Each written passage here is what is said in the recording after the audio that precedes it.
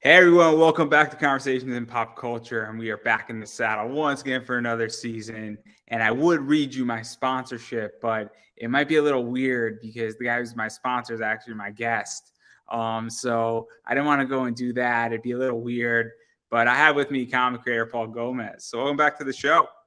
Thank you for having me. It's great to be here. I'm excited to have you on. Obviously, I'm a backer of your Kickstarter. Full disclosure, I'm very excited for it. I don't know. I might change my pledge and I might go higher or lower depending on one of the covers because I know it didn't come out yet. And I know you're going to drop it hopefully soon. But you are in the middle of I think it's your fourth or fifth Kickstarter, I want to say. Well, this is my fifth personal Kickstarter. I've actually been on six of them because I did attribute one of my books to, I guess, a rookie outing that had a collective of new stuff, and that was definitely a success. So this is actually my fifth one out. Yeah. And it is prequel to Aurora. It's a very interesting book, and we're going to get into it. But before we do, what is the basic premise for those who Well, are just hearing about it, don't know anything about it, and curious, and kind of the elevator pitch? and I tell people it's gargoyles versus demons in an epic battle with a woman that's trapped in the middle. She kind of has a little amnesia at the beginning, but she's trying to figure out why she has this urge to kill herself. And she's putting those pieces together whenever she realizes that there are these gargoyles and demons. She's trying to figure out who's trying to kill her and who's trying to save her. And it's, like I said, an epic story of imaginary proportions that just gets thrown together. Yeah, let's dive into this a little bit because obviously we have a war waging on between two sides who clearly have issues with each other and kind of caught in the middle. And I think this is sort of a microscope a little bit on it on the section of this war. And the woman is sort of caught in it and she doesn't exactly know why she's there. She doesn't remember who she is. She doesn't remember what has happened, how she got there. I don't know if she knows her name. Yeah, But yeah, I think that's about all she knows. She knows her name. She knows that she's trying to, like I said, kill herself to protect something, and she's trying to figure out what. She doesn't know whether it's a family member. She doesn't know if she's trying to protect, a state or even the world. And she didn't even realize that there's gargoyles and demons or what's after her. So, like I said, it starts falling into place as things kind of go on from one page to another. This is more of an action-packed book where the action kind of pulls you towards the answers that you're seeking. And I really wanted to do that because of my artist who I wrote this for. yeah, let's actually even dive further into that too, because what's fascinating about this book is that obviously, she's sort of getting caught in this war and figuring out why she's there and what she potentially did or didn't do or all that stuff. But what I like about it is that we obviously have gargoyles on one side and we have demons on the other, and they're both, I think they're both relatively from hell from last time I checked. I'm not Are exactly they? sure. I'm not a gargoyle expert. Last time I checked, I think gargoyles are on like the sides of buildings. But beyond that, it's been a while since I've actually looked at what a gargoyle is. So, But they're both, I guess, creatures and of demonic ancestry is a nice way how to put it. kind of, sort of. If you really look into gargoyles, they're supposed to be protectors, and that's why they're really on the sides of buildings to kind of keep an eye on things and kind of protect the buildings or the people and whatnot. But we definitely wanted to explore those aspects. Are the demons the real enemies? Are the gargoyles the enemies? What's going to happen and what's going on? And like I said, with her memory being gone, she's trying to figure it out, and pieces just start dropping. You know, from one page to another, there starts coming a few people into it that kind of help her start putting these clues together. And it's like one action packed scene that leads to another. There's chase scenes, there's fight scenes, there's just an epic battle at the very end. Like I promise you, it's something that you've never seen from me or my books, but it's done in a way, and I can't emphasize this enough. I've always wanted to make sure that it pulls the reader in where you felt something, and that's what this book does. Yeah, and this is where it gets so interesting too, because from my understanding of this book is that this is before what I think a bigger war has occurred. And this is sort of, obviously the title says prequel to Aurora. And this is, every story has a beginning, middle, end. And this is kind of before all that. And this is sort of the prequel to something potentially bigger. I don't know if you have more in the works, because I think there's going to be I three do. issues. There's But going to be 3 issues, yes. in this one, there's going to be three issues in this Right. series. I don't know if there's a bigger series coming. There More might more be. to be determined later, I guess. Right. Right. But There definitely might be. I wrote when, like I was saying, I wrote this for my artist, and it was a I loved his art so much, and I wanted to just do something that was unique and could push his art to the limit. So I wanted to write like a trilogy, like my Star Wars. I've always heard writers say, I have this epic opera battle kind of thing, and I never really had that in any of my stuff. Bushibu Circus Mysteries is kind of that way because it is 12 issues long, but that really was because whenever me and my kids were putting it together, we kind of talked about the chapters and we're like, hey, this is what we want to throw in it. And that's the reason I say it's going to be 12 issues. But I never really wrote anything that was going to be my Star Wars, if you will. And working with this artist, his art was so phenomenal. I mean, you've seen PTSD. His art was just so beautiful and different. And I was like, this gives me a definitely unique platform to do something that really was a prelude to something bigger. so you mentioned something super interesting where, and obviously, I mean, there's directors and screenwriters, and somebody says, I love this actor, or this role is perfect for Yes. this actor, and they'll write a part for that Yes. actor, or they'll base an entire, I guess, movie around a particular actor. I think, a Silver Lining Playlist, I think Yes. is a good example of that, where that definitely was based around Bradley Cooper and Jennifer Yeah. Lawrence, without a doubt. There's no way that could not have been written with those Right. two in mind. And so, what is that like? Because sometimes people write a script and they're like, cool, I'll find the artist later. And then the flip side to that is saying, look, I know I have the basic concept for the story, but I know I need this artist to work on it. And I know that this artist can do what needs to get done. Because I think it's a very different approach to Yes. comics when you say, look, this is the artist I want, and this is the perfect person for it. And obviously, I have a good friend, and you know him too, Travis Gibb. And Yeah. Granite State Punks is a very good example of that, where I think, and Travis has sort of spoken about this, not directly, but he was sort of hinting at it. I think I could say it is his artist on that was the artist he wanted. And it was sort of written for that artist in certain ways. And that doesn't always happen. Doesn't mean your artist is bad in comics. It Right. just means that sometimes you say, look, this person is perfect for this book in every aspect of their style and how they do stuff, and even their vision for something or how they interpret something. So what is that like? Because that's a very different way to produce a comic, I feel, than Yes. the traditional way.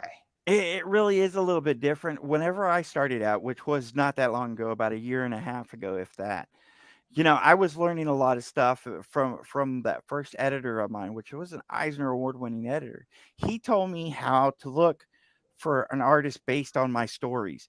So whenever I got PTSD, we went through about 10 or 15 interior artists and we're looking at their samples, and we had found San Espina, and his art was so beautiful, so dark and so gritty, but his unique play on his colors, I was like, that's perfect for PTSD. And having talked to him throughout the year or a little bit longer, it was like we would talk about pages, and he was like, I love how you wrote this, but can I draw it a little bit different? And we would kind of have a back and forth that was amazing. And then seeing his art, like I said, his unique color palettes. Whenever I wrote Cryptic Haze, I knew that he was going to put a unique color to it. So I didn't have to write that color in. I was writing the frames and the paneling for him, but I knew he was going to do something special with the colors. So whenever we fast forward to Prelude to Aurora, it was like I knew what he could do and what he couldn't do.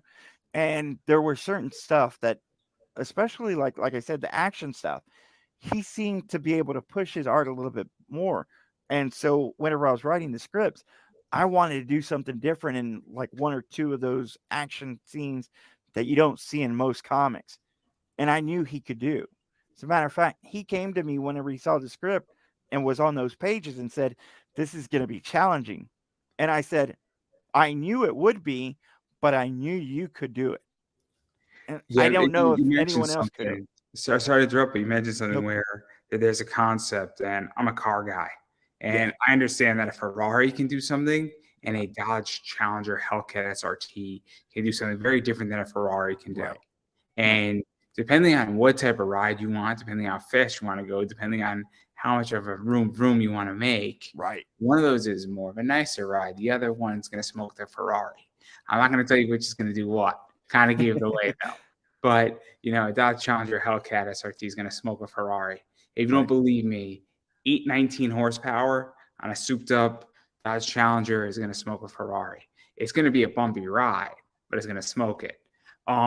But understanding, and the point I'm getting at is understanding what your tools can do. And an artist Yeah. is a tool in telling a story, not to sound mean about it, or because I know it's going to be taken out of context what I just said, but understanding what your artist can do and what Yes. they can't do is a real skill. And what is that like for you to even understand that, know that, or even ask, saying, "Hey, I have this thing and this scene in here. Can you deliver on that or no?" Because there are ways to get around that, but it's also important to say, "Hey, I know that my artist can take the car out into third or fourth gear every once in a while."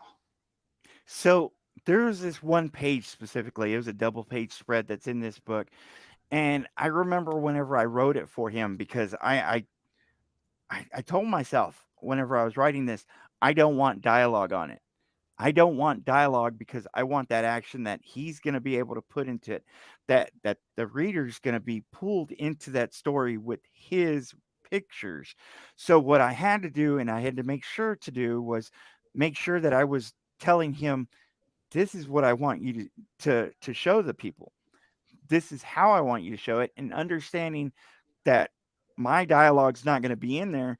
His art is carrying the page. So I wanted to make sure to tell him that his art was front and center, and this is what I'm looking for to pull that character in, and to get it from that page before it to the next page after that double page spread.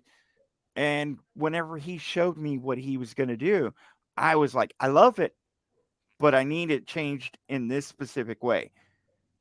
This was the only page that he came to me with the second attempt, and he blew it out the water. I mean, every person that I showed said this was something spectacularly different than, I've got it in my trailer. It's like everyone says how different it is and how amazing it is.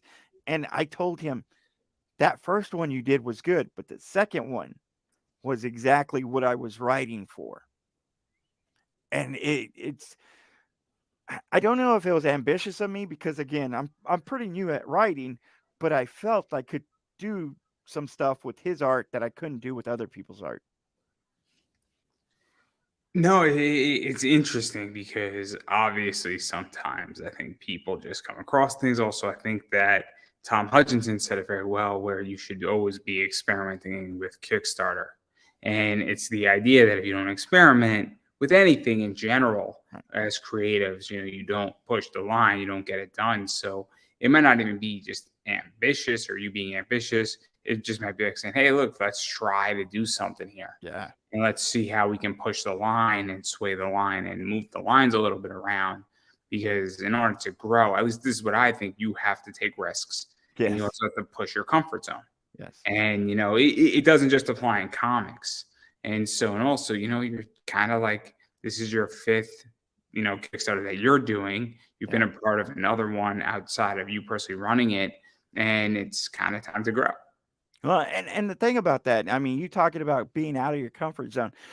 If you read any of my books before, PTSD, Bushy Never Boo read one of Circus. them. Yeah, Just can't do Cryptic Case. it, man. Do you see any supernatural anything in any of them? You really don't. And Gucci Boo a little bit, but a and little bit. that That's little bit is a magician, and so he has to have that magic, right?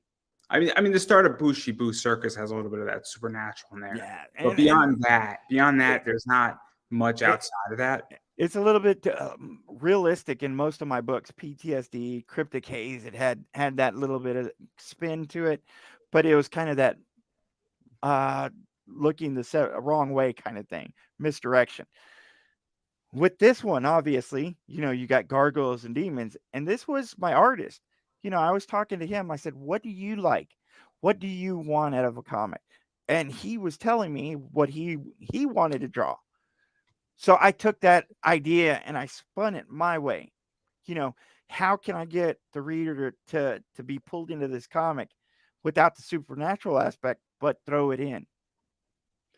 And so I wouldn't have never done this. I pushed the limits because I did want to do something for his art. I wanted him to love it as much as I did. In all honesty, I would have never wrote this script if it wasn't for him. And is my best script ever. It really is. So let's even talk about that a little bit too, Sure. because comics is a unique animal. Yeah.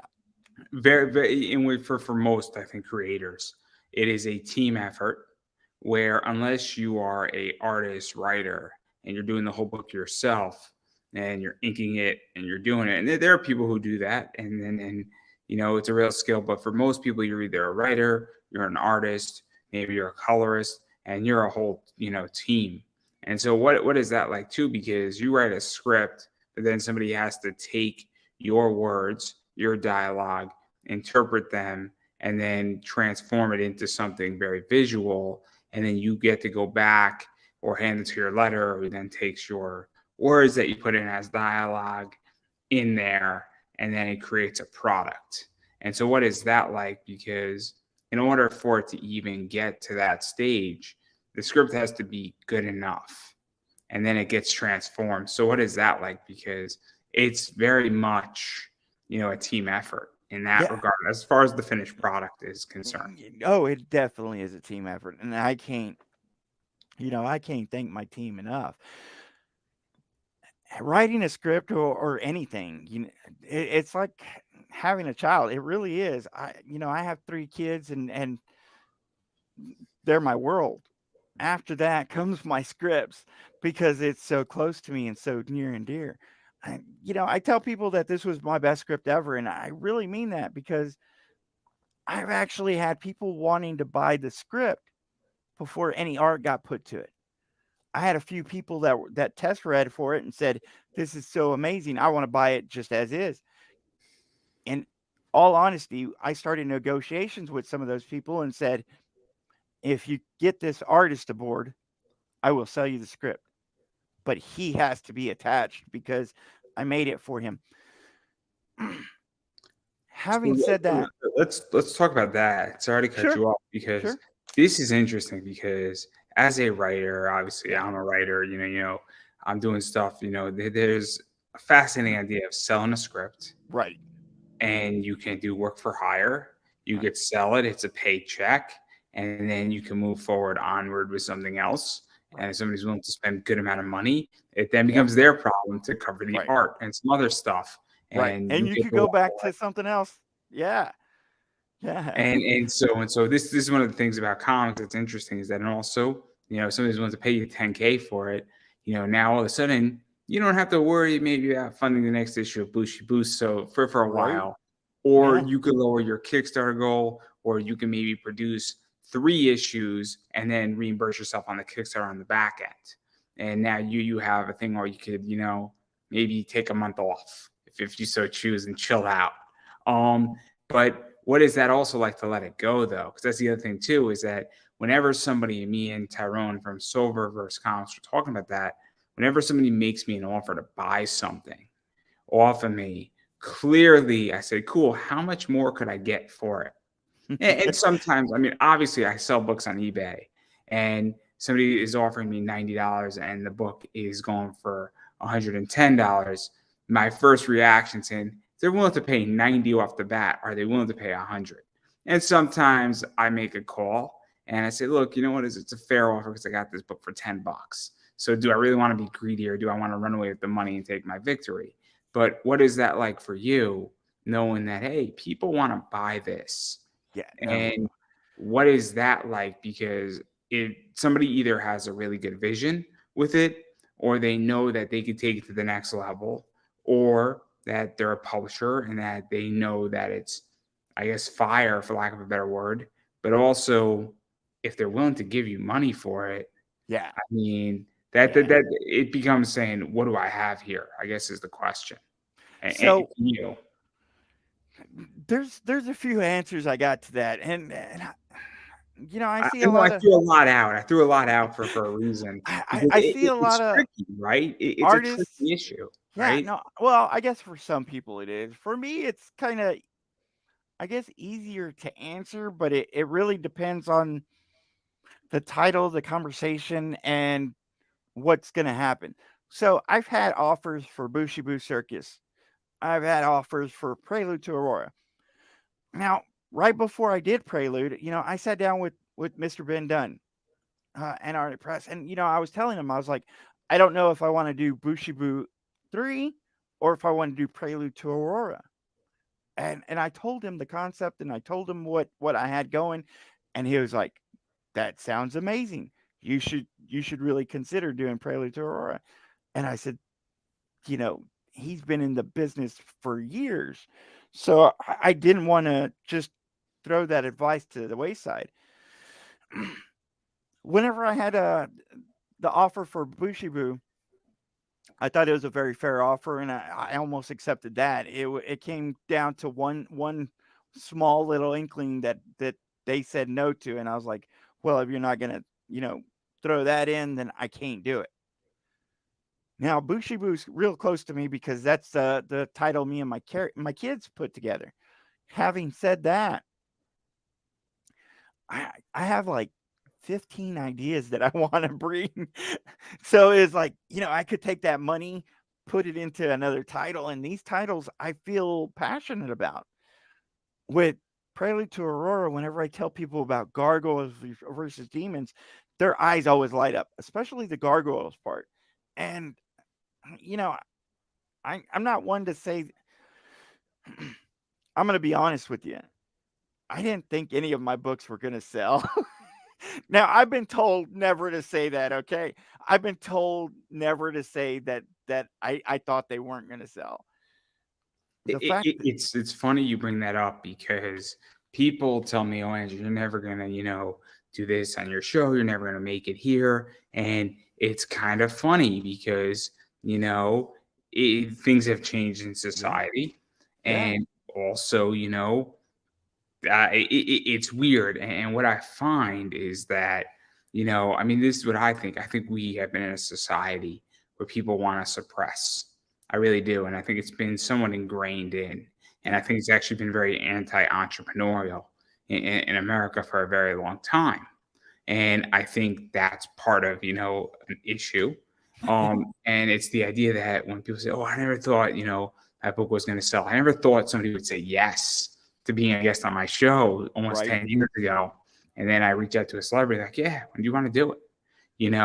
And it's a very weird concept. And I don't think people understand it unless you've been there. And yes, so what is that like? Because I think it is interesting because I'm the same way where I'm like, man, I got to interview so and so voice actor or yeah, so and so wrestler, and they said yes, and never ever thought they would say yes. And my attitude was like, I'm going to do it anyway, and I'm going to ask.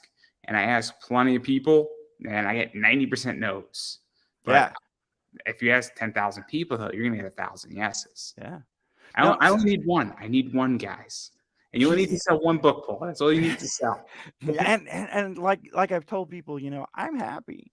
I didn't come into this career looking for fame. I didn't come in looking for money. I came in to show my kids, let's raise the morale of the house while we were stuck in there. I wanted to show them positivity, and I think I've done that. Whenever I started with Bushy Boo because that was me and my kids doing it. And there was a lot of bumps along the road that stalled it. So I doubled down with PTSD, and I had so many people telling me, no, don't do it. You're not a vet. This isn't a comic book kind of story. And then PTSD sold so much. I don't really like talking numbers, but it's so sold a lot that it kept me in it. And I was like, there was a point where I got let go from my job and I didn't know what I was going to do. My health turned bad and I was like, I can't go back to my job. But I was selling these books and it was helping me and my kids out. And I was like, why not do this? I didn't expect to ever do it. I dropped out of high school. I got my GED. I went to college. I couldn't handle the reading thing because of my dyslexia. I went to trade school because I don't let things stop me. But I never thought I would write a comic book. And then on top of that, to think that anyone would buy it, especially after all the no's, it was like it was a godsend. It really was. Let's actually touch upon that because I mean, this is gonna sound messed up, and you actually oddly might agree with me, and it might get us both in trouble. I think COVID was a good thing. For me, I think it was a good thing for you. I'm not saying No, I mean, we're gonna preface this really hard. Where we had to redo everything. We would not want COVID, but COVID has changed the way I work at my nine yeah, to five. It has opened up a pathway where I get to work 80 to 60% alternating weeks at home. That's yeah, a big difference from going in every single day into my job. It has changed also how things function. It has changed who I communicate with. You know, I am I've been networking in the last 4 years almost virtually with everybody across the world, yeah. and it is a very very cool thing. And obviously my story, the basic is that I was doing pre-recorded this type of show, and then COVID hit, and then all these people were getting screwed, and I just dived in, and I Right. have been live ever since, and it's been great because my numbers are better than ever, and all sorts of fun stuff has happened. But and I also think that, and going back to I guess where you're saying with all the no's, is I think a lot more yeses have occurred because everybody was producing a comic, everybody was home, and I think that also people are like, I need content now. Yeah. And so what has that been like? Because I think there's been a shift in society that you came in at the right time. And I think a lot of people did, where it's like, cool, the walls of Kickstarter came down, the concept of what people are looking for came down, printing came down, and then it went back up and then it Went came back up. back down again. But that's not the point. That's not the Right. point here. But I also think that it was timing in a lot of ways because COVID, and I was speaking to a wrestler for LFC, Bella Rockefeller, and she said that during COVID, people spent a lot of time with themselves and asked, what do they want? And I think that's been a big shift that has happened in our society that has not ended the nose, but has provided alternatives to get around that. And I tell my kids this all the time. There's going to be barriers in your life. If you can figure out how to get past them or what to do whenever there's stuff that you don't know how to do, if you can learn to adapt, you're going to be better off. And that's really what happened, especially in that time frame. I was stuck at home with my kids, and I didn't want them on video games and stuff. I never intended to make a comic book. Originally, me and them were just going to write a story that might be, you know, a story. Maybe we write a book. And at one point, we were like, maybe a chapter book because of our dyslexia. We couldn't write that big. And even still, it was like, hey, you just introduced us into comics. Why not a comic? So it wasn't exactly, I've had some people say, well, you're living your dream. And I'm like, I never thought this would happen. No, you no, no. know, The correct response is, if I'm living my dream, where's my orange cone money? right? Where's the big money? And I'm like, you know, I got to admit, this past year has been amazing. I've met so many people. I got to meet you. I got to meet Pops. I met Mr. Ben Dunn. I mean, that's huge for me. I met Rob Liefeld. I was like a foot away from Jim Lee. That's that for a guy who couldn't afford, comic books sometimes. I couldn't afford them every week. To have met all these people. I met the Undertaker. I met JJ from Good Times. I sat down with him for 30 minutes or so, and I'm just a father with kids that was just trying to do something for them. So, I mean, for me to be where I'm at today, and I still don't think I'm just making a book. I'm just making a comic book. I hope people enjoy it. I try to make the best book that I can, and that's really what it is. Yeah, and let's even back out of the book a little bit and talk about a little bit inside baseball a little bit because Yeah. obviously making comics is hard. Yeah. Selling comics is hard too. I'm just going to preface it that anything regarding comics is difficult. Yes. Anything creating things in general is difficult. But what has this been like? Because obviously Kickstarter is a interesting beast at the moment. Yeah. Obviously, we have friends who fund very easily. We have friends who should fund very easily. We have friends who are dying out there hard. Yeah. Um, and who have good products for lack of a Yeah. better word. And it comes down to the wire, and hopefully they're going to make it. And even you're sort of stuck a little bit right now. Um, Yeah. where you're at, I think 937 around that number, and you had a really good, first week, and now you're in week 2-ish, and it's kind of the dog days. Right. And Kickstarter has been weird. It's been weird since January, and a lot of stuff's going on with it, and I don't know the whole extent of what's happening internally, their algorithms. I don't know if it's a change of preference.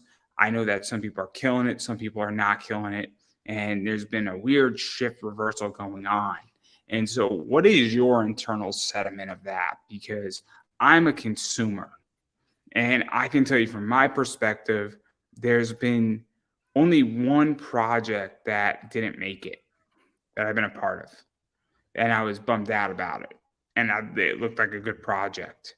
Um, but I've also seen a lot of projects barely make it Right. in the last 6 months. So I'm very curious as a creator and somebody more of an inside perspective where you feel it's going because it's confusing to me.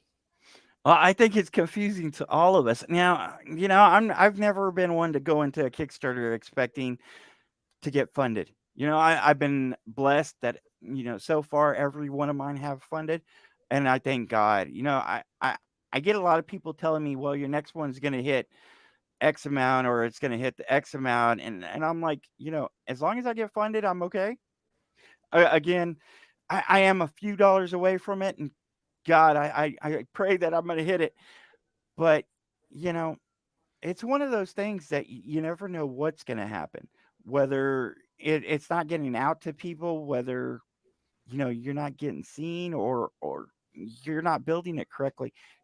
You can guess.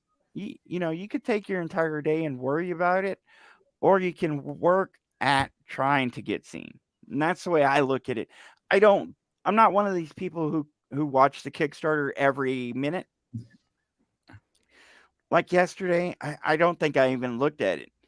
But instead, what I was doing was, building digital ads to post for like 6 hours. I think I was making posts, and I don't think I start worrying until week 3.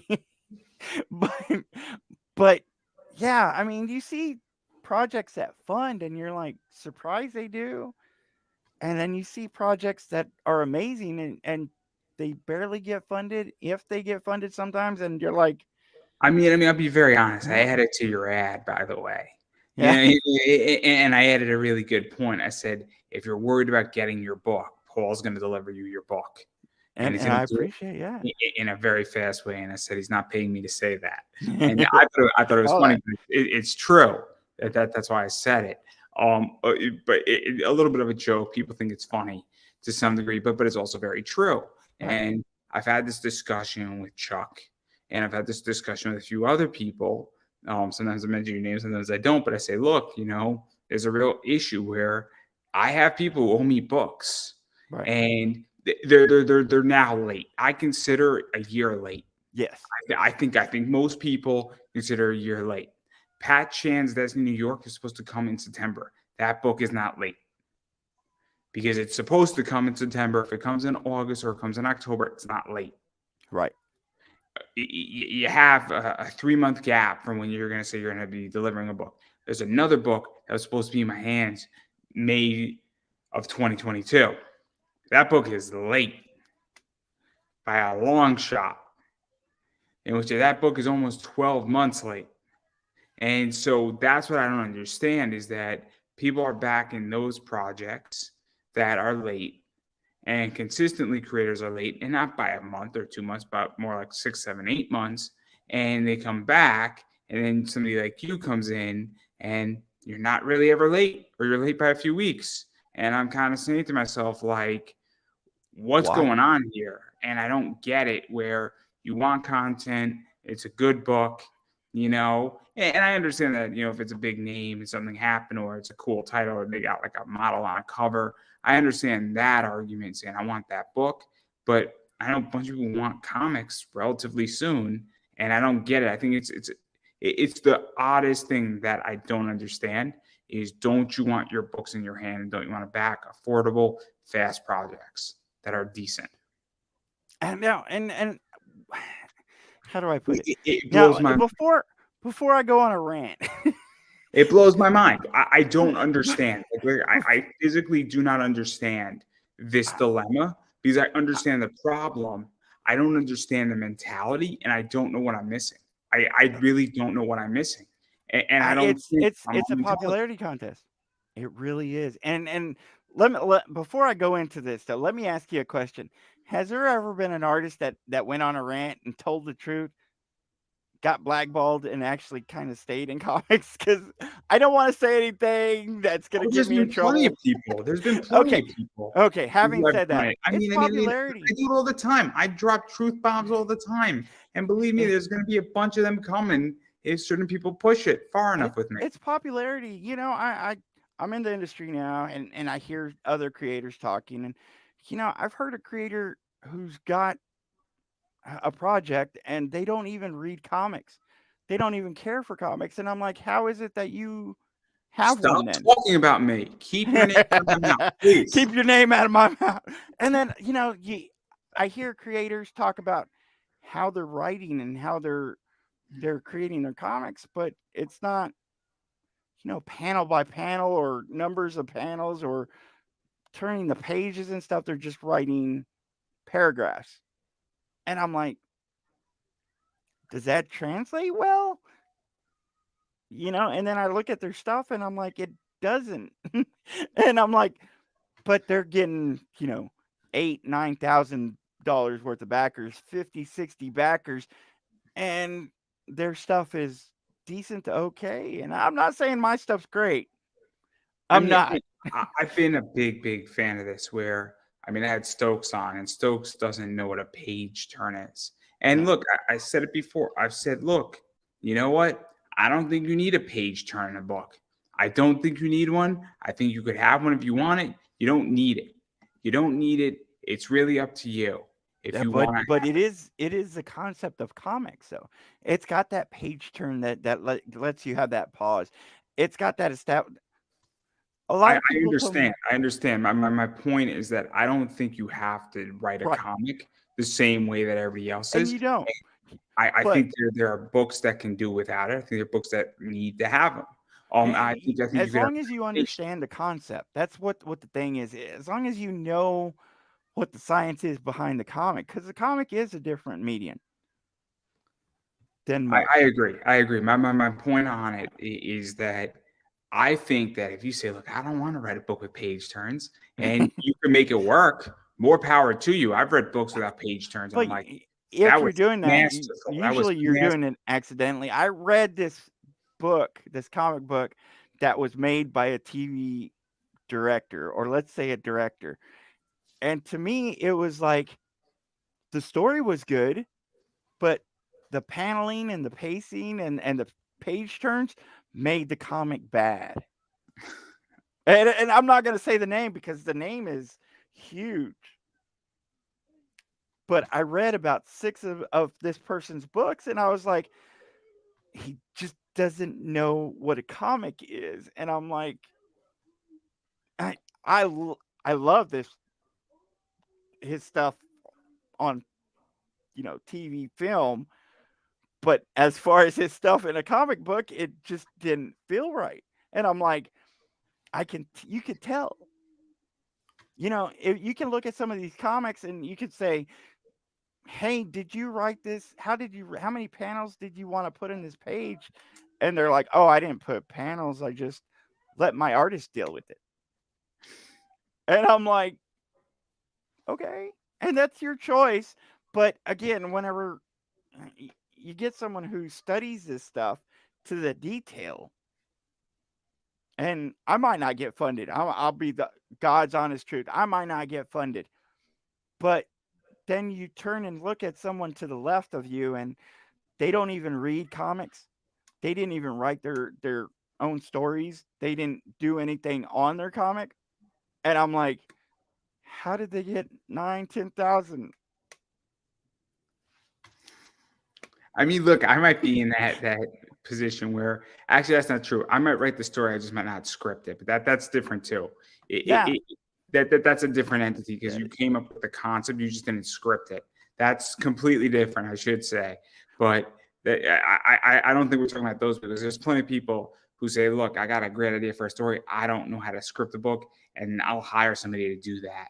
Right. And those books sometimes tend to be really good Yeah. because you're hiring a professional to You're take your getting someone who knows what they're doing. And that's okay too. But because I don't know. I might do that because honestly, I mean, I'm trying to script it, but I might script it and then I might go and hire somebody to re-script it and make it better and make it better. I'm a huge advocate for people to hire an editor. I'm not an editor. I would never edit my own books. And the reason I say hire an editor is because there's a science behind that too. If you're not going to have an editor, find someone to proofread it. 2, 3 people who are So really serious. there's two forms of editing, right? Well, there's several. No. I think they fall into two camps. There's the actual technical element of editing, Right. which you should story have somebody pacing. proofread it for grammar. Yeah. Oh, That yeah. is a given, and that's not going to run you much money. That's going to run you on a 30-page book, hopefully less than $300, give or take, if you're just looking at spelling and making sure your lettering is correct before you give it to your editor. Yeah. And that editing is saying, hey, do we need a comma? Is the word discussed spelled correctly? Yeah. That's what that type of editing is. The other type of editing, which I think is actually more important, is does this story make sense? Or what Yes. plot points are you going to spot out for me? Or what could we further massage or put another coat of paint on? Do you That really need is more important. like 8 pages of fight with no dialogue and they're doing the same things to each other? It's like he punches him, he kicks him, next page. He punches him, he kicks him. Why are you using all those pages? And there might be a reason. There Yeah, might if be a there reason. might be a reason, but that's what your editor does. They come and talk to you. With PTSD, I've got a few pages that are full pages, right? My editor came to me and said, "Are you being lazy? Is there a reason that these are full pages?" And I said, "Yeah. These are impact pages. These are hit you in the face, bring them back to those specific moments." And that's what I was doing. And he's like, "Oh, okay." I was like, my first script was 32 pages, and each page had an average of about 8 panels. Now, I didn't know what I was doing back then, but 32 pages with 8 panels per page is not being lazy. If I needed to fill a 22-page book, not hard at all. If I had like 5 or 6 panels per page, that's not hard. There's a reason that I do stuff. Like I said, there's that double page spread in this new book, and there's no dialogue. But the reason I did that was because I want that reader that to feel that impact of that action, and to make you understand this is what you're going to be diving into the rest of this book. So it's like, if you understand how many panels you need per page or what you're doing with it, that's a deeper, I think, a deeper feel for the reader. And I think a lot of these creators don't really do any of that, and it's their choice. But uh, you know, So customers let's are even dive further into that too, because this is where we get controversial, and this is sure. where I'm part of the problem, and I got no problem admitting it. Um, I'm a big variant guy. Yeah, There's no question about that. I buy and sell books, and I sell books for a good chunk of money. right. I buy things that are on Kickstarter, that are off Kickstarter. I buy variants that obviously are sold directly to consumers, shop variants. No, we are not going to talk about Frankie's Comics. It's a sore point for me. They owe me money, and I'm not happy about it. They screwed me on Ivan Tao and Nathan Sarzazi, I think is his name. I'm really upset about it. 3 great covers. Really, really, really just sad. And they screwed a lot of artists. Right. Not good either. But beyond that, I think a lot of people also now are come to the conclusion, I don't even need to write a good book. I can Right. easily write an average book, have Co-sign killer my art name on it. And look, I'm guilty of this. or the cover. Full disclosure. I'm getting an exclusive trading card that I'm the only one who has it in the world, and 25 of them from Greg Bo Watson. Yeah. Coming in June, July, that I'm going to sell. I'm guilty of this. There's no question about it. It's an awesome piece of art. It's Rogue from the X-Men topless. It's going to be great, guys. I'm telling you, 40, 45 bucks a card. And I'm going to be selling them all day, and I'm about to love it because she's right now really hot, both physically and like the hottest female character in comics. But not Right. the point. Not the point here. But anyway, I mean, variants sell, and you They can do. write a shitty book Yeah. and sell a boatload of comics because people say, I really don't know what the book is about, but I I like this. like the cover. And this is how I know this. Mhm. Zenoscope used to do live streams, and they used to do trivia of the Zenoscope history. You know who knows Zenoscope history and trivia? I do, because I read Zenoscope. Half their audience doesn't even know some of the story stuff, and they didn't read Robin Hood that Chuck Dixon wrote or Howard Mackey wrote. And I'm like, I know the answer. Can I answer, guys? Like, can I answer this? And they're like, you won like 2 prizes already, Andrew. I'm like, I know, but can I answer? And it's just like, because I read it, and I used to review all this stuff. So there you go. So that's my whole thing, is that, but people want the variance. So I think that's part of the problem. That's what I see. I'm curious And what you think. you hear this a lot. You hear people say, they're people are buying it because of the cover and not what's inside. And the way I see it is, well, then that's a shame because they're going to be missing out on a lot of great stuff. You know, if this campaign funds, that's great. If it doesn't fund, hey, then it's great. Then maybe me being in the comic industry isn't for me. I hope to be. I want to be. I feel like I can weather the storm if I needed to, but do I really want to compete with someone who's just tossing words in and selling a beautiful cover? I don't know if I want to be in that industry. I plan on staying. I'm trying to get known with publishers, and people know but it is hard to figure out what people want, because sometimes, yeah, I can't imagine them not wanting any of the concepts that I'm bringing. Gargoyles versus demons, a circus mystery, Scooby Doo meets Criminal Minds. PTSD was my biggest seller, and I was honestly a little shocked. But So I let me ask this. Let me ask this because I had a Timothy B. Fling on last night, yeah. and he brought up a good point. Mhm. And one of the things is that I think people in comics sometimes forget is that, and obviously I'm getting into the retail side of things, Right. and I think a lot of creators don't know how to ask, hey, what do you want as a retailer? And Well, and I think it goes further into that, saying, hey, look, what do you want as a fan? What makes you stop in my campaign and say, cool? In which that if you put 100 campaigns, what makes me click on yours versus somebody else's? And that's something that I think people who run campaigns, you need to have focus groups, and not yeah. for your concepts, but even how to build your No, campaigns. and I agree. I agree on that. Having said that, whenever I go to LCSs, usually I ask them, "What is it that you want? What is it that I can get, build, bring to your store that you'll put on your shelf?" I had a live launch with this one, and I had a live launch that was in an LCS, and they loved this book. They wanted to sponsor me. They pledged a good amount. They're talking about a store exclusive. They're really excited, as well as some other LCSs. What could I have done in this campaign that was, you know, uh, just to the campaign? I know I could have done figures and I could have done other stuff. It would have probably put me in more debt because my other campaigns that did do that didn't really go that far. I did have foil cards, and I'm gonna do some cool stretch goals when I get to it. I'm gonna say when, but I ask people what they want in a comic, and most of them want colored comics. They want a good concept. They want a good story that pulls them out of their day, and that's what I felt like I've given them.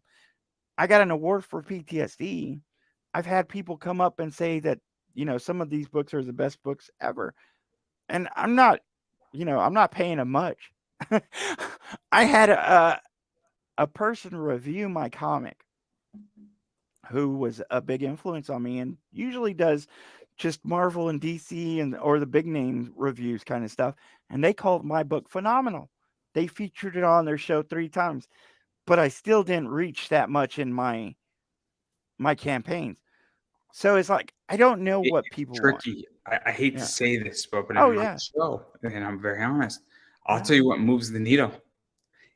Voice actors move the needle, and Popularity. Yeah. and I hate to say it, Yeah. but when somebody is the voice of Amy Rose from Sonic the Hedgehog, or Right. Neji from Naruto, or Rock Lee, and I have a 3-minute clip of saying, "Hey, how'd you get the role, of Rock Lee?" Somebody wants that answer. Or, for instance, there's a short clip of Megan Holland's head, which is coming out in probably like 2 months from now, of her just doing her character from Bleach, and it's 25 seconds. But guess what? Right. Not I don't think it's popularity. I just think it brings back memories for people, and it's funny, and people, kind of catch into it. Or she's doing the voice of Nurse Joy, and people want to hear that, or they want to hear about how she got, the role of Nurse Joy.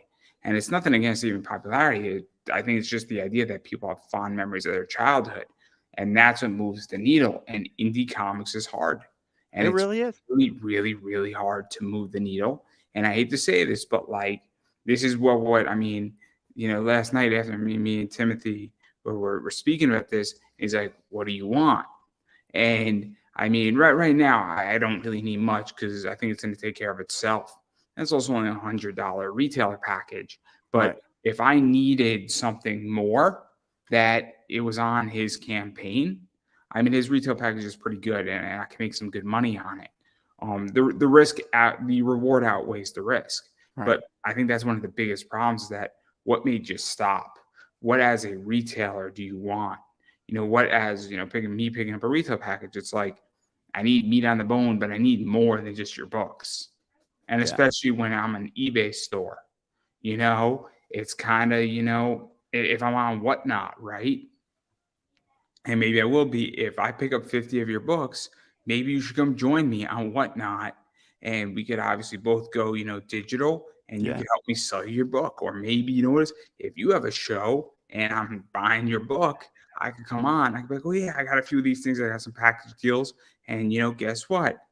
This is what I think a lot of people in comics have failed is that you need to really understand what do people want. And I don't even think colored comics or things like that, but like I want a cover that depicts X. I want a cover that does Y. I want a glossier cover. I want thicker card. I want bonus material in your book. And I think this has been the biggest problem is that if you don't know what somebody wants, you should ask. And I Well, think in comics, people have forgotten that rule. I really well, do. I don't think there's really a clear, concise answer because I'm telling you, I've definitely asked that. It's hard to say, what people are wanting. I've heard a lot of people say, "Hey, I want original pages." I've put tiers with original pages and they never sold. You know, uh, I've put retail packages and I think I've only had one sell. And it's one of those things that it's hard to So let gauge. me ask you a question about retail. Sure. Have you actually asked retailers what they want in their packages? Well, I'm in 28 of the 30 retail stores around DFW. That's not because I called them or emailed them. That's because I went physically face to face even before I had books. Took ash cans to them, promotional So, material. so And let me ask. Yeah. the main thing was I wanted to talk to them. I wanted to know what they wanted, what their customers wanted, and what was it that would attract a new independent person to them. So I So mean, yeah. I definitely did ask them, Let but me ask you again, further. Let me ask the question sure, further. Did they back on Kickstarter or was it outside of Kickstarter? it was outside of You Kickstarter get where because I'm going with this, well, right? but they always told me, and this is what the answer was about 90% of the time. We feel that Kickstarter pulls from our business, our company, our profit. So it was like whenever I went back to them and talked to them, we'd make deals and arrangements that you can't do on Kickstarter. So it's hard to make a retail tier on Kickstarter if you can't make certain deals. Yeah. See, this is the whole issue is that it's hard for me to pick up a exclusive, exclusive on Kickstarter from somebody because there's certain things I want that I'm Yeah. not going to be able to negotiate. And Right. negotiating Right. and saying I want a store exclusive from you per se and your book, doing that on Kickstarter is hard. Yeah. I would much rather do it outside of Kickstarter, get Right. some Kickstarter benefits, and do certain things that the site prohibits. And that's the whole problem Yeah. with it. And sometimes it works. If I'm just wanting 50 books from you, Yeah. it's easy enough to do it on Kickstarter. And if you say, Andrew, I have 4 series and we'll mix and match what you want, that's easily doable on Kickstarter, Yeah. easily Totally. doable. But for me to build my own exclusive on Kickstarter, it's impossible. Right.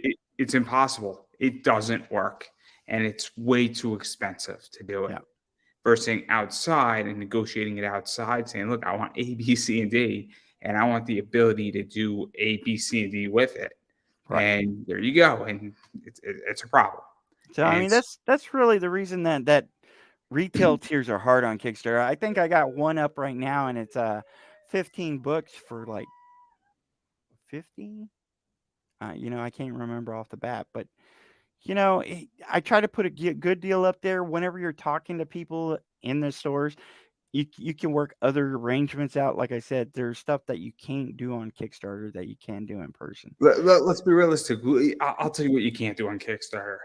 You can't do a deal saying, "Look, I'll give you a reduced rate, but why don't you, we could do 50-50 if you lay out some money up front, 20-30 or 20-80 Consignments.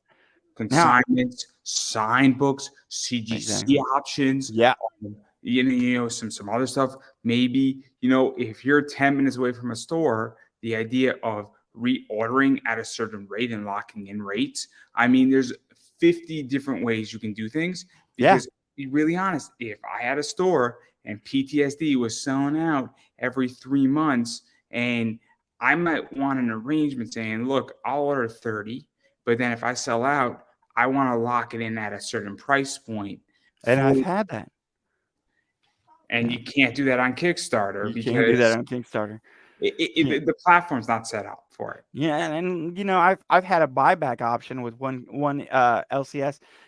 I'll leave these here at a certain amount, and if they don't sell, I'll buy them back at that amount. But it's one of those things you can't do with Kickstarter. I've never really had to buy any books back, thank God.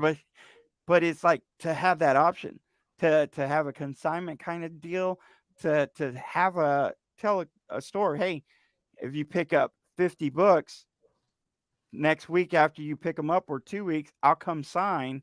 So the customers ain't buying them from me, they're buying them from you, and then they're gonna meet me to sign them. Which one or two stores were like, that sounds awesome. You can't really do that on Kickstarter. It's an issue, Oh and yeah. it's hard. It's hard. Oh yeah. And look, I'll be very honest. I mean, what I want when I pick up an exclusive is I want support. Yeah. If I pick something up, I'll use Travis because I don't think he's gonna mind.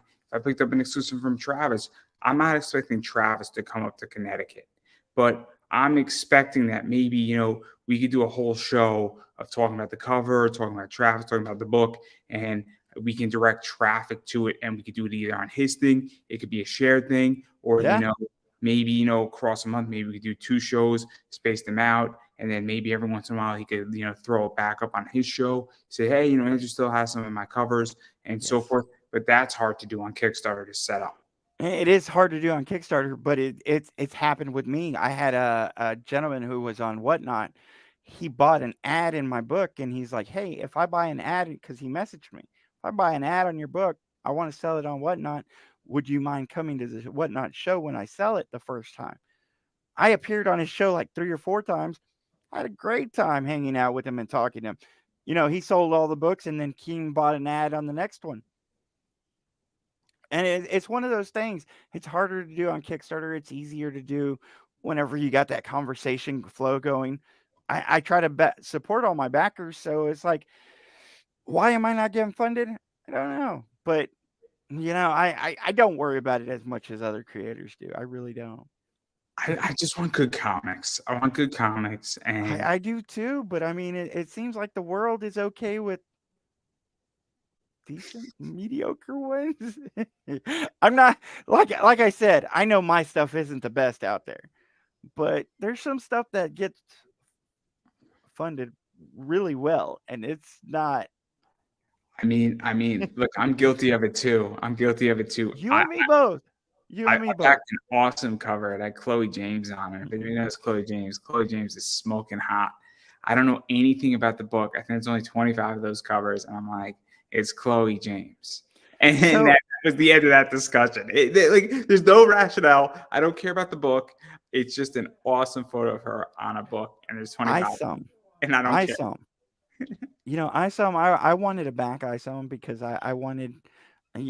Everyone was talking about it, and I wanted to back it because of That's that. But July Eric, right? the reason that I did not joke. the, That's such a bad joke. I'm so the sorry. reason I did not back it is because I didn't really feel or believe that his story was gonna be.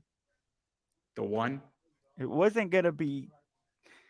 I mean, it's his first story. Was it really gonna be that good? So I didn't back it, and let me explain. I have two positions on this. Yeah, I thought it was average. Honestly, I read I it. thought it was. I didn't think it was. I think the hype was overhyped. It I was. think there was a lot of pressure. I think it was this anti-woke book of trying to stick it to woke and the norm in comics. I think But it was over hyped, overpopulated. I the way think he got back, what he did is he capitalized on a popularity. popularity. He capitalized on a circumstance Well, in America. He took advantage of a narrative, and he and ran a with lot of it. people do. But And there's nothing again, wrong with that. There's nothing wrong with that. But the overhype on that book, I looked at it and I was like, this thing is going to be average. It's not the next thing. It's over positioned. Everybody thinks that this is the way the future is going to be. Everybody says, oh, this is challenging crowdfunding. And my response to that is it replicatable? And I looked at it and I said, no, this is an odd one out. It's an average book. It's no different than, a Marvel DC, maybe the top 5 Marvel books, the top 5 DC books. This is in that league. It's nothing special. It's nothing new. It's not a new mold. Is it cool to see somebody break the system? Sure, but it's not replicatable. Same thing with Brandon Sanderson with his writing. In the books, he did like 50 million on Kickstarter. Again, I made this argument and it didn't get far with certain people. I said, is it replicatable? Because if it's not replicatable, it is not the norm. And that's the whole thing. If somebody does $10 million on Kickstarter and nobody else does it, that's the odd man out. And so that's how I view Eric July. Good on him. I'm a yeah. capitalist. Oh yeah. Way to go, man. But I mean, if you're is your giving them next an book going to do average that? project, I don't even know if there was an editor on there. I don't remember seeing that, and I looked. I didn't. I mean, I know there was posters. I know there was the book. I know there was some other stuff. But I was just like, really? Like this didn't do it for me. And I'm a ClickFunnels guy. That's all it was. This thing has been around forever and is one of the most heavily advertised software mechanisms ever is ClickFunnels. And he legitimately just took a ClickFunnels thing. And I was speaking about it years before and nobody listened. And then Eric July does it. I'm like, told you guys. And I still don't get credit for calling it. I've legitimately shown the ClickFunnels books on my show, and nobody gave me credit for it. And I knew exactly what he was doing. And it's extremely replicatable. All you need to do is just build up a talk host show. Yeah. And the person who should replicate it is EVS. That's the guy who should be replicating it. And I don't know where you stand with EVS, but I'm impartial, but he's the one who should replicate what Eric July did. Yeah, I don't know where I stand with them either. I really hadn't. I mean, I've heard he takes so long with his book. I had a friend who just received one, and he was like, "I waited a year or something for this, and it was damaged and all this stuff." And I was like, "I don't know. Was it good?" To me, I asked my friend. I was like, "Was the story good?" I was like, "That's what I'm concerned about. Was the story?" Because I know EVS is an artist, right? I don't know if he's a writer because I haven't ever read anything he's done. I liked his work in 12 Rules of Life. I thought he did a good job on that. No, he worked on that with Jordan B. Peterson. Yeah.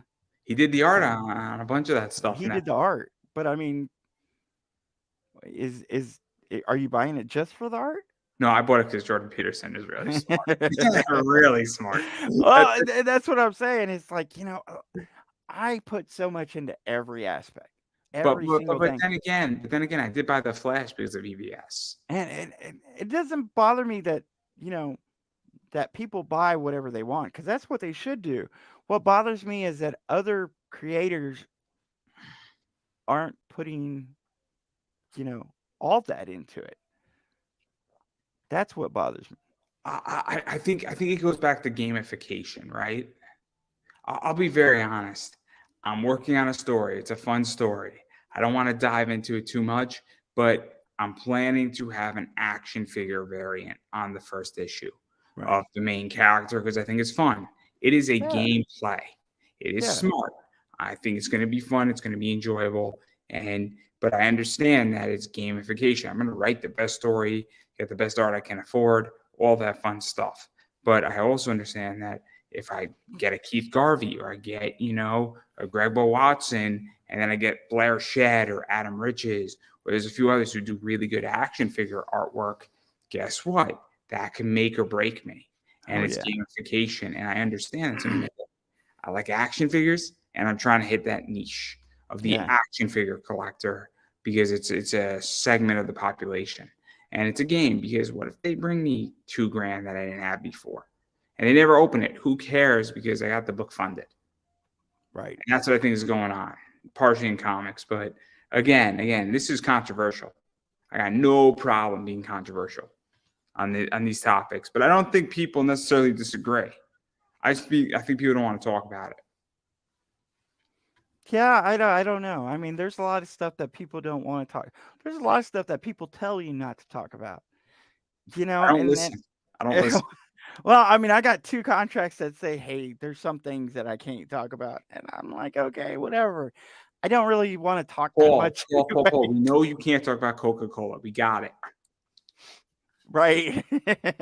We understand it's in the contracts. We've got through it. But I mean, it's one of those things. I'm not usually a controversial kind of guy anyway. I'm just here. Like I said, I'm a father of 3 kids that just wanted to write. I Well, didn't think anyone was going I to don't read it. even think I'm that controversial. I think I'm just stating what everybody knows is that it's just nobody says it anymore. And Yeah. it's not controversial. Anything that I said on the show is not that controversial. I mean, the most controversial thing that I've said on this show is Jordan B. Peterson. That's legitimately the most controversial thing I've said on the show in EBS. And even that's not that controversial. But I digress. Yeah, I don't know You know, about got that your one. pants. Your plays are going to go down now. I promise. Yeah. If they do, they do. I'm like, hey, if you want to If go buy anything, it back an average book, then that's your choice.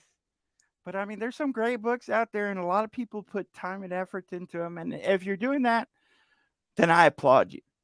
I've always said, if there's anybody doing more work in this industry than me, let me know because I want to do what they're doing. I I mean, don't want to be I can asleep at name the I can wheel. name people. I can name people. That do more work than me? I don't know. JD Calderon Dude, puts a lot of work in. he is I'm not saying he isn't a beast, but I was talking to him I think a week or 2 ago, and I don't know if I upset him or not, but I was like, I did a lot of studying and questioning of customers before I did any of my books. PTSD would have came out black and white if I hadn't have done this. If I hadn't asked all these customers, "Hey, what do you want out of a comic?" And I said, I felt like about 90% of people don't want black and white. And I hope I didn't offend him because I know his is black and white. So he actually spoke about that because he was just on, and what not you, but he was talking about why. What he said is that Right. I try to keep the price down, and black and white is cheaper, and It that is. doesn't mean that I can't go back and recolor it and Right. reproduce it later, remaster it. But if it's black and white and then it's out there, that's fine. And then I get it out there, I put it into a trade, then I get the money there, and then I get to do the whole thing, and then he's gonna hopefully be done with Oswald Chronicles. And then who's to say that he can't redo Volume 1 in Yeah. color? And that's his choice. It's really, like I said, his choice. I whenever I was making comics or started making them, whenever I decided that it was actually something I was going to do, because again, it was an accident. It was something just for me and the kids, and I was like, if I'm going to do this for customers, I want to take their input and know what they're expecting. And if 90% of the people that I asked said, "Hey, I won't even buy something, that's not colored," then the product that I should put out is colored stuff. Variant covers. I was big on not doing variant covers. Originally, I wasn't going to do a 1. But again, I went and did surveys. The customers wanted variant covers. So, I've done them because I felt like that's what the customers wanted.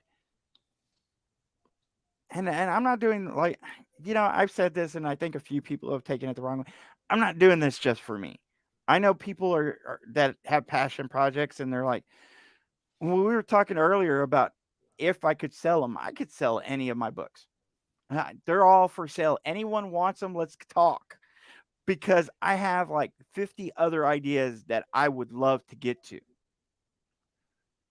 Do I love my projects? Do I take care of them? Do It's I? interesting. Me and Tyrone or Tyre, a tier from Source, were talking about the idea of selling a project and selling an item. Same thing with Royal House. And I think this is one of the biggest things. And I've heard it on both sides. And one of the things is, and I'm not going to say who was very oppositional to it.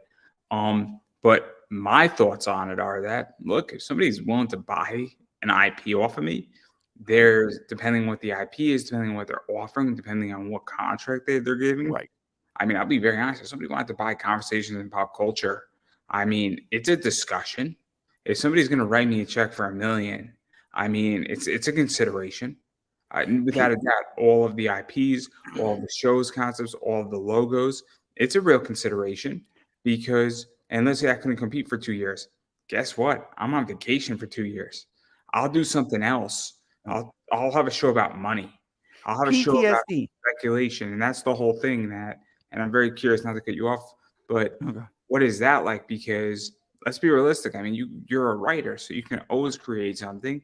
And if Yes. you now never have, or let's say that somebody was willing to buy PTSD for 50,000, Right. right? I mean, that's not going Yeah. to change your life in the way that you're never ever going to not have to work again. But it's going to give you a lot of money to fund your next 2 or 3 ideas minimally for at least 2 or 3 issues. I'm going to feed my kids, which is what I said whenever I started this, that I was trying to do. It wasn't just me. Do I love comics? Yes. Do I love my projects? Yes. And if you haven't ever heard me talk about PTSD, you know, this is a passion project that I put everything into. It was my first book, and there's nothing that's ever going to be my first book again. Would I be willing to sell it? Yeah. Because to me, it's about me and my kids, and I have 10 other projects waiting to be done. I would love to finish Bushibu to that 12 issue. I would love to finish Cryptic Haze to that third issue. I would love to finish Prelude to Aurora. And again, I got, Dracula's Descents that we're working on. I got a modern day Zorro that I got put up. I've got Flame that I got put up. And these are some stuff that I think people really could connect to. I'm not going to say that one of them specifically is the greatest thing in the world, but I love all of these projects, each and every one. It gets interesting because you get called a sellout, and what I get called with that is that, I'll be very honest. I don't think you're selling out if you sell your IP or sell a piece of your IP. I think, quite honestly, what it is that you're saying, I'm making an economic decision, Right. and that I'm taking the money and running, and that, what's the point of creating something and running a business if it doesn't produce you a distribution and a healthy distribution, or if it doesn't produce you an exit? And I think that's something, and I'm not saying you have to take the exit, but if you're producing a book and it's producing you $5,000 in profit every year, maybe, and somebody offers you 50,000, well, over 10 years, you're going to make that 50,000, or you could sell it now and have 50,000, and there's advantages to both. And, and there's other ways how to set up that deal too, meaning that you could set it up as a reverse royalty, taking less money, but you get 4% of all net sales. There's a million ways how to set something up. Right. And so that's something that I think is fascinating. I mean, there's always, I'm not at that stage, but if some show came to me and said, Andrew, we like all your wrestling interviews, can we license them off of you? And they wanted to put them on their YouTube channel because they want the views and they want the micro content. And they want to enter a 3-year deal, and they want all my content, but then it will come off of Facebook, come off of YouTube, or be privatized. Then I might take that deal if they were writing me a check every year for like $2,000 on a 3-year term. I mean, and would I lose some content for a while? Sure. But, or if they wanted to buy certain interviews, I might sell it, depending on what it is, because guess what? It keeps me alive. It keeps me funded. Yeah. And I hate to say it, but this is a business. Yeah, it is. And that it's kind of the way I see it. Is like, how am I going to get to my next comic? If I could sell one comic and get another one made, I probably would do that. Whenever I was talking about selling Bushibu Circus Mysteries, it came down to a small detail, in all honesty, and it wasn't really money. So it came down to a small detail, and it was like the main reason I would do it was because I would have stayed attached to that project. My name would have stayed on it. I could have finished writing it out. They would have basically produced it, and then I could have went and spent all that money on finishing Prelude to Aurora. Right out, 1, 2, and 3, right back to back to back, instead of having to wait to see if it's going to get funded to see if I'm going to afford that next issue. So it's like, yeah, you're selling something, but you're gaining something else. Do I have other projects I want to get to? Heck yeah. If I could be writing 7, 8 books right now and producing those 7, 8 books at the same time, I guarantee you I would do it. Like I said, I've got modern day Zorro, I've got Flame, I've got if I looked in my folder right now, I would name them all off. Some of them don't even have titles, And like I said, it's one of those things that I don't just have one, and I feel like everyone can connect with them in different ways. PTSD isn't the same as Cryptic Haze. Cryptic Haze isn't the same as Bushibu Circus. I guarantee you that none of them are the same as Prelude to Aurora. But people are going to connect with all of them in different ways, and that's what I need to do if I'm going to consider myself a writer. Yeah, Is make it's tricky. make sure I connect with people. It's very complicated because the business in of itself is tricky. It is hard to fund projects. Yeah. And I think people really struggle to fund projects.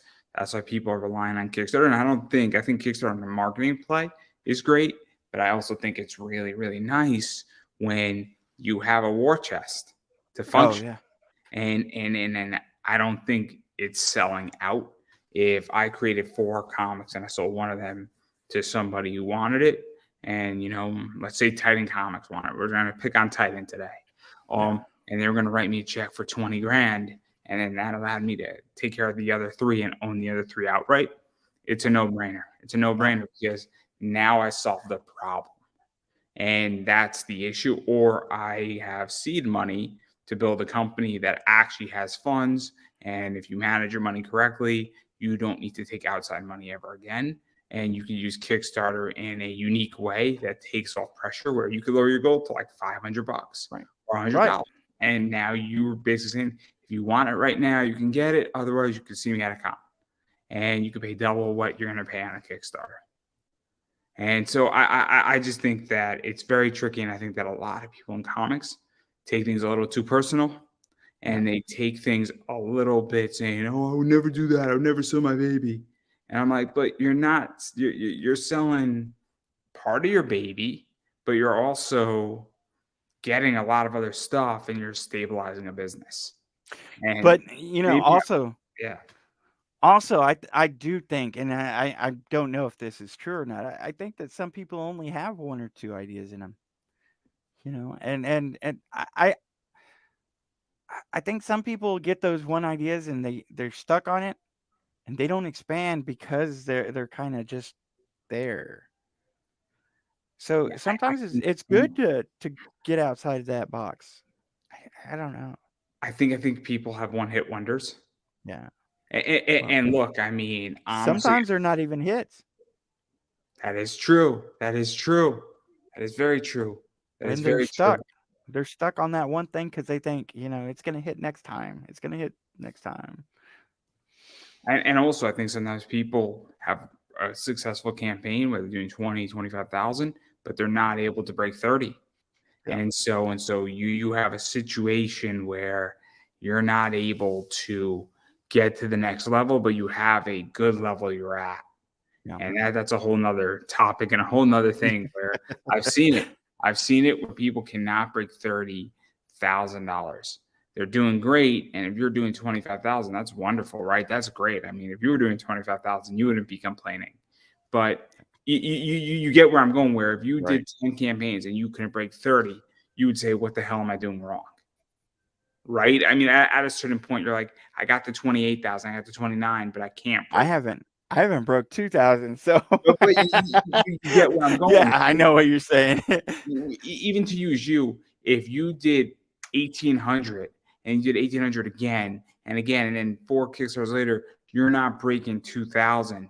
You're going to start saying, look, I'm happy that I'm doing this because it's good for where I'm at, but why am I not getting past the 2,000 benchmark? And those are fair questions, right? When you get to that level.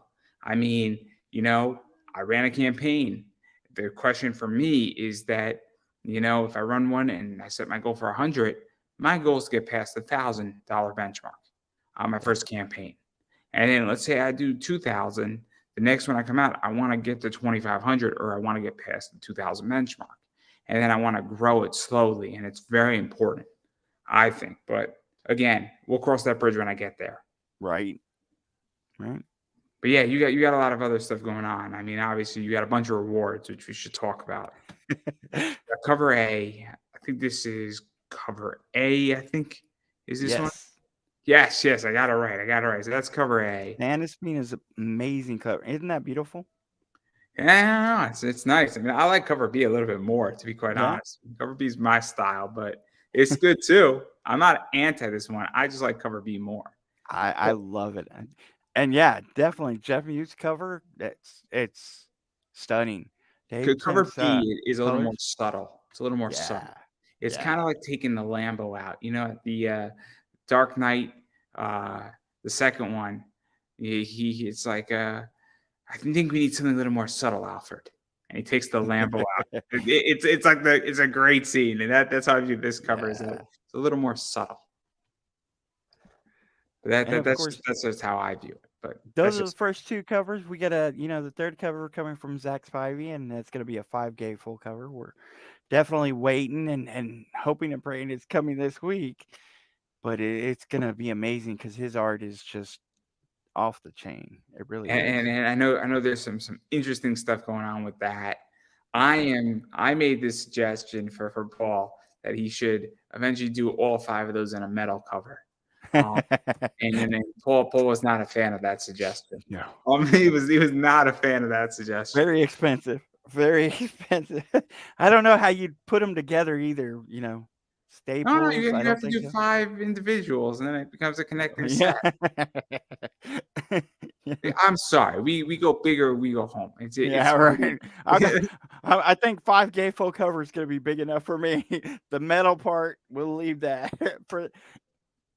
Right. I then also said that he should do in a sequel a spot foil, a whole hollow foil, and then he should do all 5 of them individual that connect later on. Paul was not a fan of my idea, but I like the idea because it's not my money. So yeah. I tell you what, if I hit 40,000 on this campaign, we'll definitely do it. Okay. No, you'll just send me the 101s. Oh, the 101s? Okay. That's how this is gonna play out. But all jokes aside, obviously a 5 fold is fun. Yes. Zenoscope did that. There's a few other companies that have done those as well. And so what is that like? Because they're fun when you have gate folds out there, and you have essentially 5 different covers on one book. That's kind of it's going to be one cover because I wanted it to be, a complete picture. It's the reason why I say it's almost like 5 different covers is that there's creases, and each crease could technically be its own cover, but it all connects. Technically, yeah, I guess it could technically be its own cover. I don't think it would have as impact as it would. I understand like the X-Men cover that was for, you could definitely separate it because it really was laid out that way where you could separate it. Which one are you talking about? X-Men 1, Jim Lee's. Jim Lee did something, and then Campbell did something too, where he did a 3 connecting, which is super cool. Really expensive books now, but anyway, continue. But yeah, I think I wanted a full picture. You could definitely disconnect them, and we definitely planned it out where the creases were going to be, but it's more, I really wanted something that was big and spectacular, and like I said, featuring Zach Spivey's art, because Did you also feel that it's different because not many people do a 5 gate full cover, and the idea is that you need new rewards, you need new concepts, you need new ideas into it, and you also need to say, "Cool, I haven't seen this in indie comics all that often. Let's see what this does, and let's kind of take a peek at this." Because let's be realistic, you have to attract my attention. And on top of that, it's like, at table signings or at conventions, I'm gonna have this 5 gatefold cover that I can unwrap and just sit right there. So while people are walking by, they're gonna see that. And they're not gonna see that at anybody else's table. So it's gonna be an eye catcher, not just on the Kickstarter, but at conventions, at signings and stuff like that. And right now, I'm toying with the idea of limiting it to 50 because the campaign's not exactly doing well. So I might limit it to 50, but I was really hoping to limit it to 100. Tell you the truth. Yeah, that's a you decision Yeah. because that's tricky. That's tricky to figure it out. I mean, look, I play in exclusivity. I mean, obviously, I said earlier in this show that I'm having a limited 25 trading card count. I like the fact that there's only 25 of them in it, and there's value there. And I know there's value, and it also allows me to set a higher price, Right. or it allows me to keep it at a certain price but maintain value. Right. And so if I have 25 limited 25 cards, I'm selling them for $40 a pop, and somebody says I feel like it's valued at 60, they feel like they got instant value Right. automatically off of a Greg Bill Watson exclusive trading card. And I think I'm going to do it right with it, or I could set it to 50 or whatever price I think it's worth. And who knows what it's going to be worth? And we're going to find out. We're going to find out. It's going to be awesome. But 50, 100, Yeah. You it's just your don't know. call. I don't think you. Yeah, I mean, it really depends on, like I said, how the campaign's going probably in week 2 or 3. That's when I'll probably put a number on it. Of course, I gotta have it to show it off first. That's definitely the first step. And then after that, I really don't I don't know if it sounds bad, but I don't know if I want it to sell out that fast because like I said, it being on my table is definitely gonna be an eye catcher. Yeah, let's actually talk about that. That's an interesting concept too. Is that Yeah. I have merch in my eBay store, Yeah. and I don't want that merch to leave so quickly. Right? And it sounds weird, Right. but I'm more than happy to have certain merch sitting in my eBay store for a Exactly. year or two. Yeah. And it's cool. It looks good. It's fun. It's expensive. And I'm happy when it sells. And I would like it to sell first and foremost. Otherwise, I wouldn't have listed it. But I have some rare books in my collection that are up on eBay that are trading for like $200, $300, $400. And I'm like, if they sell great, because it's a lot of money. But at the same time, I'm also saying, if it brings some eyes, maybe It somebody's brings looking at eyes. it, there you Yeah. go. Yeah. And it's tricky because sometimes, eyes on the table might be worth more than Yep. eyes not on the table or it being sold completely. And I don't know what you're going to sell for. I think, what is it, 25? It's 25 on the Kickstarter, yeah. So if all of them sell out on the Kickstarter, I mean, that's great because you're going to get Yeah, that's funded great. relatively quickly. But Yeah. you don't have that eyesore catcher at a Yeah. con. And then if that's the case, I mean, there's other things that might Shadiness. Shadiness. other things that might come up later. I don't I'm not know. You saying make it black and white, hollow foil. You could do the metal. you could do color. You could do color. Use spot foil. You also could do a collection. This is the third book that me and Santa Spina worked on.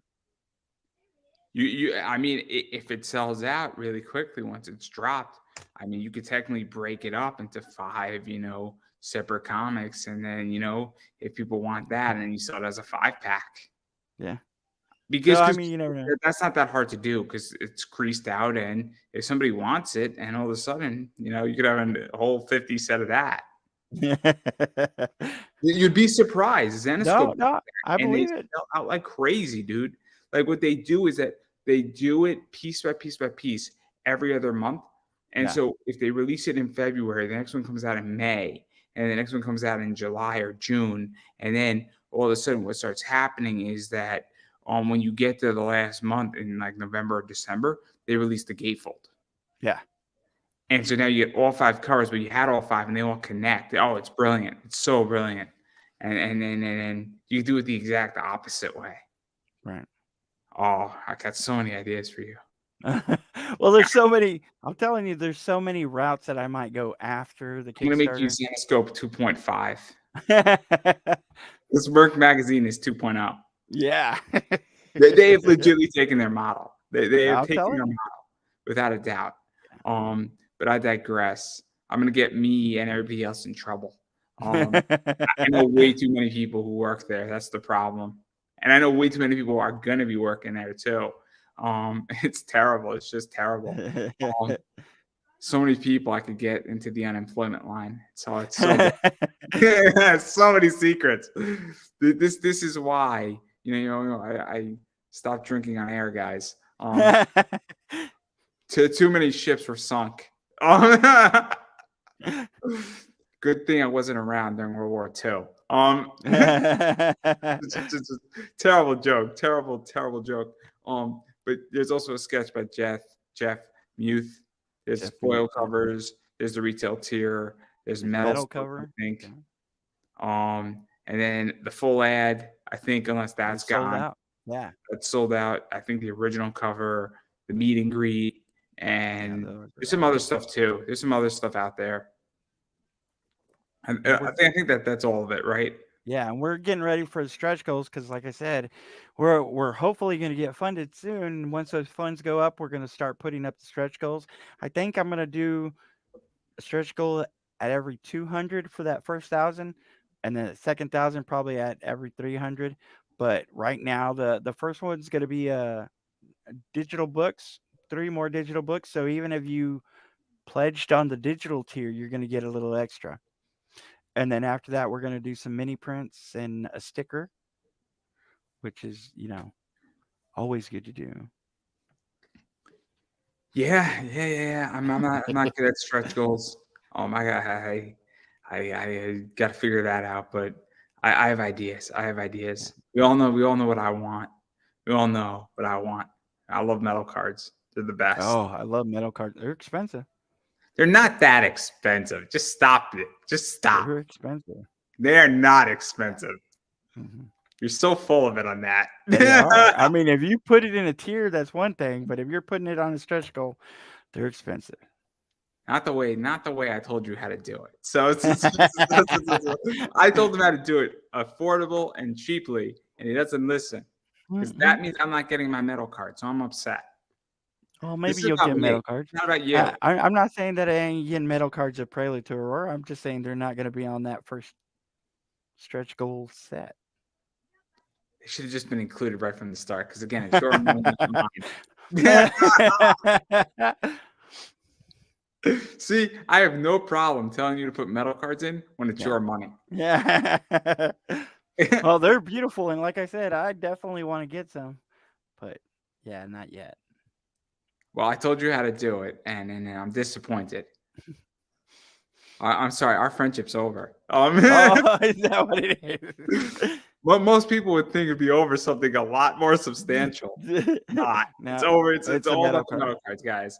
I draw the line at metal cards. You don't have metal cards in your campaign. We're done. It's like divorce proceedings all over again. I get the comic though, right? I get to keep the comic. Oh yeah, of course. I mean, what type of sick human being do you think I am? If I could have a metal card, I mean, that would be terrible for society. Do you really think that society wants you to have a metal card? No. Exactly, Paul. I'm just saying here that I know how to negotiate for what is necessary and we all need. I'm an advocate for the people, Paul. Yeah. I might need an extra cover that might pop up on the Kickstarter soon. I can draw with a crayon.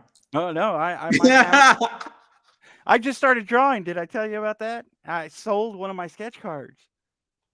I was kind of shocked.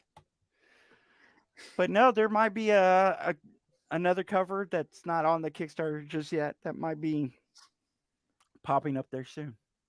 I'm an excellent crayon drawer. I put Harold to shame. Yeah.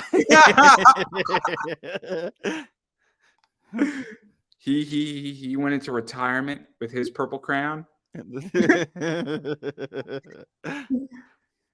was a marvelous day. It was glorious, if I must say so myself. And this purple crayon just went to bed. It was over. It was over. There wasn't even a competition. It was one and done, guys. That's Hey, how I if roll. I drew stick figures, maybe I'd get more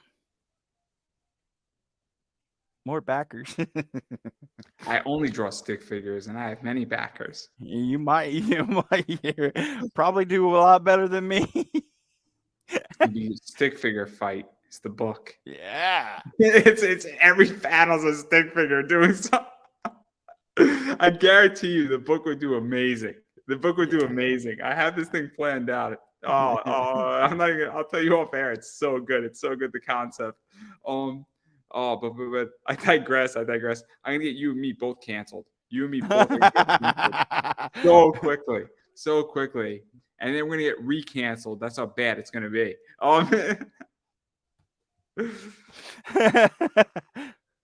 Don't worry. Pepsi will drop us, but Coca-Cola will pick us up. Yeah, they'll pick us up. Without a doubt. What could possibly go wrong? But I digress. You got a lot of stuff coming. Obviously, you're about $70 away from getting funded. I've said this before, and I'll say it again. If you want a good book, a book that's going to be entertaining, and a decent book, and something that is well thought out and well positioned, and is good, and more importantly, will be delivered to you safely and on time. Paul's book is for you. Yeah. And also, I think with shipping, it's like $18 for covers A and B, which isn't that bad, all things considering. It's pretty affordable. I've seen campaigns where cover A is like $20, $25, and then that's not including shipping. So I've seen things that are $15 with shipping. So, obviously you're kind of right in that sweet spot where it's affordable. And and then your cover C is $25, but that's more premium. So that's the whole thing right there. And that's all I'm going to say is that if you want a good book and you want affordable and you want it fast and delivered safely to you, your book is perfect for that. And again, it's $18. Don't have a Frappuccino for 2 days. Yeah. Drink water instead. You got to have something to read while you're drinking too. So, I mean, why not? Yeah, no, that's called tea. This is also good for you. It's better than coffee, guys. It's better than coffee. But I do digress. I do want to give you a chance to self-promote yourself. Obviously, we covered a lot of stuff. We covered a lot of controversial stuff. And, hopefully, you're not going to get canceled. I'm pretty much cancel-proof.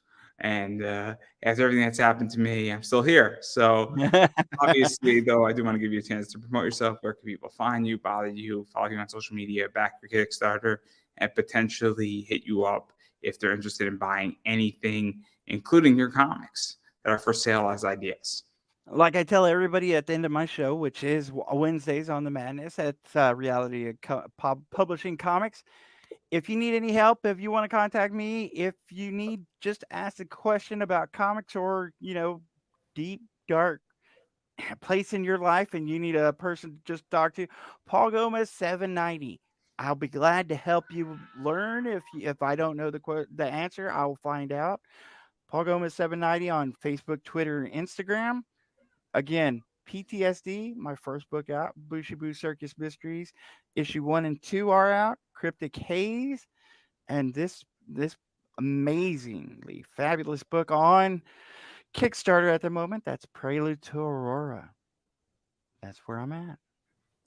And then I'm just gonna say it. I'm gonna keep saying it. You need to support indie, and what that means is you need to back Kickstarters, when they are active, and I don't recommend Kickstarters all that often to back. I've actually backed this Kickstarter, so I am a backer. Paul will confirm that, even though you're technically not supposed to do that. But I figured that out of myself, which is okay. And I am excited for it. I backed Cover B, and so I'm very excited for it. And obviously, as I stated before, if you like what you heard, you like demons versus gargoyles or gargoyles versus demons, and you like, some weird wars going on and some other cool stuff happening, this is a book for you. As well as if you want your book to actually arrive to you pretty quickly and safely and get a good book. Paul's been doing that for at least 4 other campaigns, and this is his 5th one. So I have no doubt he will deliver this one also in that fashion. Furthermore, if this is not your cup of tea, because not every story resonates with everybody, you can still follow people on social media and check out and share what they're doing and engage with them, because that helps too. And if you do like something that a creator does, you should go buy it, even if it's not on Kickstarter, if it's in their store. And Paul does a lot of store exclusives, so I'm sure that if you're looking for some of those, he will be happy to direct you to where you can buy them. And so that's everything I think regarding you. As far as I'm concerned, obviously I am Pop Anime Comics on Twitter, Facebook, Instagram, YouTube. I appreciate people interacting with me on social media. Feel free to subscribe to any of those things. Hit me up, bother me. I'm more than happy if somebody shoots me a message. I typically do respond. I just ask that you say, hey, how's your day going? Or be kind, because that's usually how it works. And if you have any questions about podcasting, comic book investing, things of that nature, more than happy to help. Also, my ad rates, if you want to advertise on the show, are actually up in the description up above, and you could shoot me a message on that site that I have listed. It is a little long, but we can work out a deal as always. Also, I have Buy Me a Coffee if you want to support independent media. And that's everything that I got going on. So on that note, I'm going to give you the final word. Thank you all for reading, coming, enjoying this segment. Please support indie comics. If it's not me, support one that you love, but definitely go check out Prelude to Aurora. And I don't think I could have said that any better myself, everybody. And that is a wrap.